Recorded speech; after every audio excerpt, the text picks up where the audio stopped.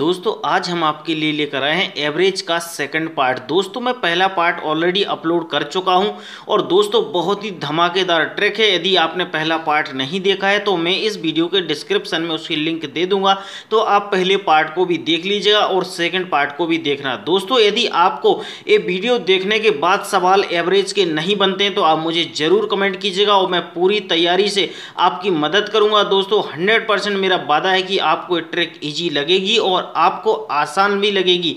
तो दोस्तों क्वेश्चन क्रमांक पहला देख लेते हैं और मैं पूरी कोशिश करूंगा आपको आसान से आसान ट्रिक से समझाऊंगा।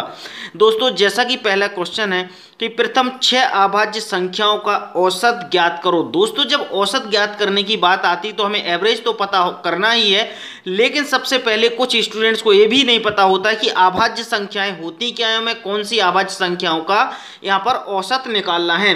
तो दोस्तों अभाज्य संख्याएं ऐसी असंख्याएं होती हैं जो स्वयं यानी सेल्फ से कट सकती हैं, यानी स्वयं से डिवाइड हो सकती हैं, ना कि दूसरे से डिवाइड हो।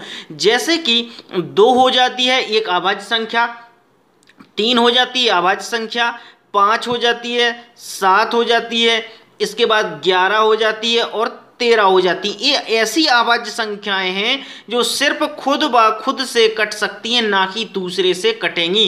तो दोस्तों ये 1 2 3 4 5 6 अभाज्य संख्याएं हो गई। इन अभाज्य संख्याओं का हमें औसत निकालना है। तो मैं पहले वीडियो में आपको बता चुका हूं कि औसत यदि आपको निकालना होगा तो औसत बराबर हो जाएगा आपका सभी संख्याओं का योग, यानी यहाँ पे लिख दीजिए सभी संख्याओं का योग बटे संख्याएं।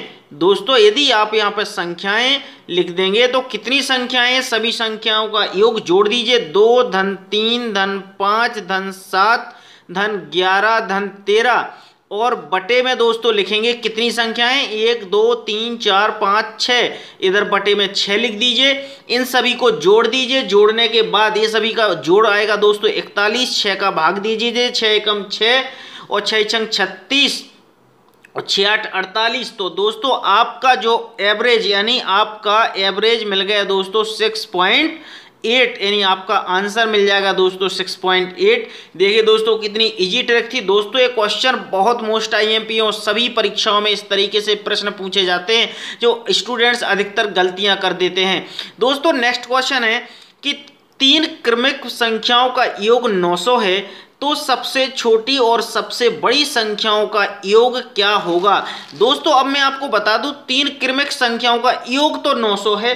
अब आपको ध्यान रखना, जब आपको योग दिया है यानी योग आपको कितना दिया दोस्तों 900 दिया है और उनका औसत आपको पता करना है, तो पहले तो हम औसत निकाल लें कि औसत इन संख्याओं का कितना होगा। औसत बराबर पता होता है आपको कि योग बटे संख्याएं, योग बटे संख्याएं होती हैं। तो योग आपको 900 दिया है, संख्याएं कितनी है 3 है, तो इधर पे 3 रख दीजिए, 3 एकम 3, 3 तिरका 9 और 0 0, यानी औसत मिल गया आपके लिए कितना, औसत मिला आपको 300, यानी एक संख्या का औसत आपको 300 मिल गया।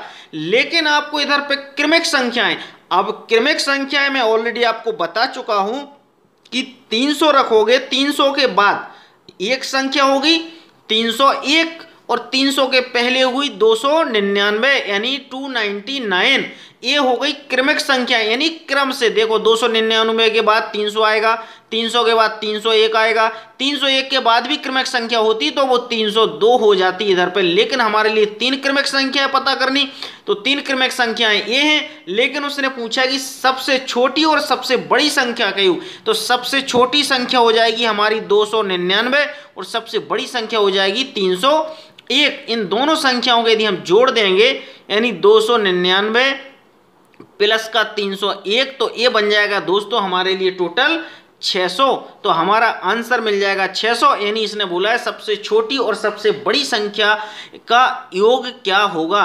दोस्तों अब हम नेक्स्ट क्वेश्चन देख लेते हैं। नेक्स्ट क्वेश्चन भी बड़ा आसान है और बड़ा इजी है, इसमें भी बिल्कुल कोई परेशानी आपको नहीं होगी। तो देखिएगा इसमें दोस्तों जब आपके लिए दिया हो 1 की घात 3, 2 की घात 3, 3 की घात 3 और 4 की घात 3, यदि जब आपको ऐसी 3 3 की घातें दी हो और आपका यदि औसत निकालना है तो औसत निकालना है तो आपके लिए कुछ नहीं करना है, एक साधारण सिंपल सा फॉर्मूला आपको लगा देना है। यहाँ लगाना है n इंटू एन प्लस का 1 की पावर 2 अपॉन में n, यानी n बराबर हो जाएगा दोस्तों संख्या, यानी कितनी संख्या है 1 2 3 4, n बराबर 4 हो जाएगा। इसकी जगह पे आप वैल्यू रख दीजिए तो n का मान 4 और इधर पे 4 धन का 1 इसका स्क्वायर बटे में 4, 4 से 4 कैंसिल हो जाएगा, 4 और 1 जोड़ के 5, 5 का स्क्वायर होगा तो इधर पे 25, यानी आपको जो औसत मिल जाएगा दोस्तों वो मिल गया 25। तो दोस्तों देखिएगा कितनी इजी और आसान ट्रिक थी। हम नेक्स्ट क्वेश्चन के लिए चलते हैं दोस्तों। नेक्स्ट क्वेश्चन भी बहुत आसान और बहुत इजी होगा, मुझे पूरा विश्वास है कि आपको ये सवाल अच्छे से समझ में आ जाएंगे। दोस्तों यहाँ पे लिखा हुआ है प्रथम, यानी 6 के प्रथम 9 गुणजों का औसत ज्ञात करो। यानी 6 के पहले देखेंगे 6 के गुणज कौन होंगे। 6 का गुणज 6 एकम 6, इधर पे 12, 6 त्रिक 18, 24, 6 चौको 24, 6 पंचे 30, 6 छंग 36 और 6 7 42 और 6 8 48 और इधर पे एक गुणज और होगा तो 6 9 54। इन्होंने बोला कि ये 6 के गुणज यानी जिसमें 6 का भाग चला जाए वो सभी 6 के गुणज होते हैं। इन सभी का आपको औसत निकालना है तो 1 2 3 4 5 6 7 8 9, इधर आप इन सभी को जोड़ने के बाद इधर पे 9 का फिर भाग देते, ऐसे ही आप करते। लेकिन इसको ऐसे ना करें, आप सीधा से ध्यान दें कि इसके जो सेंटर की संख्या होती है वही इसका औसत होता है। 1 2 3 4 5, इधर पे 5 आया, 1 2 3 4 5, यानी 5वें नंबर पे आ रहा है 30, यानी सेंटर की संख्या है 30, तो इसका औसत हो जाएगा दोस्तों कितना होगा, औसत होगा इसका 30, यानी आपको आंसर मिल गया 30। मैंने कितने आसानी से बताया आपको कि जो सेंटर की संख्या होती है गुणज में वही उसका औसत होता है। नेक्स्ट क्वेश्चन देखते हैं। नेक्स्ट क्वेश्चन भी बहुत इजी है दोस्तों। नेक्स्ट क्वेश्चन लिखा है कि 10 संख्याओं का औसत 60 है, यदि प्रत्येक संख्या में 10 जोड़ दिया जाए तो सभी संख्याओं का औसत क्या होगा। सीधी सी बात है कि यदि आपको औसत निकालना है तो आप लिख सकते हो औसत बराबर 10 धन का 60 बराबर में 70, यानी आपका ये मिल जाएगा इधर पे आंसर। लेकिन एक कैसे आंसर मिला इसको थोड़ा मैं समझा दूं आपको कि इसने बोला 10 संख्याओं का औसत, यानी 10 संख्याओं का औसत है आपको 60, समझना, यानी 10 संख्याओं का औसत 60 है और यदि प्रत्येक संख्या में 10 जोड़ दें, इस प्रत्येक संख्याओं में 10 जोड़ देंगे तो आपको 10 में 10 का मल्टीप्लाई करोगे तो दोस्तों आपको मिल जाएगा 100 और 10 का 660 में गुणा करोगे तो मिलेगा आपको 600 और इन दोनों को ऐड करोगे तो इनका योग बन जाएगा 700, समझना। और अब हमारे लिए ये मिल गए योग और संख्याएं हमारी कितनी 10, तो इधर पर बटे का 10 का भाग दोगे सो 0 से 0 कैंसिल, तो कितना मिलेगा आपको 70, जो मैं ऑलरेडी आपको बता चुका। ये आंसर ऐसे मिल गया हमारे लिए 70।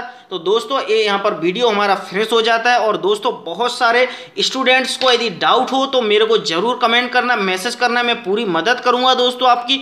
और पार्ट पहला मैं ऑलरेडी बता चुका कि आपको अपलोड कर दिया है, इस यदि पहला पार्ट आपने नहीं देखा तो इस वीडियो के डिस्क्रिप्शन में मैंने उसकी लिंक दे दी, आप उस लिंक के थ्रू उस वीडियो को भी देख सकते हैं।